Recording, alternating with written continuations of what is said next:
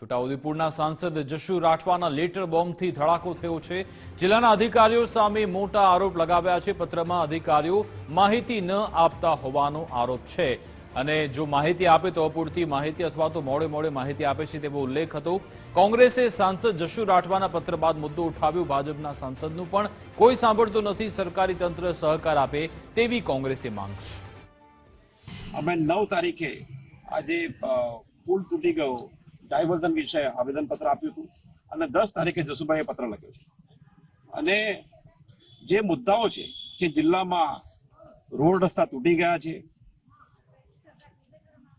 અને વિદ્યાર્થીઓ દરેકને પ્રશ્ન છે। જસુભાઈ માનનીય સાંસદ શ્રી ધારાસભ્યો એમને જો હજી પણ કોઈ નહીં સાંભળે તો અમે એમને પૂરો સહકાર આપવા માંગીએ છીએ। જો એ લોકો આ તંત્ર સામે સરકાર સામે આંદોલન પણ કરશે તો અમે એમની પાછળ ઉભા રહેવા માટે પણ કોંગ્રેસ પાર્ટીના એક કાર્યકર્તા તૈયાર છે।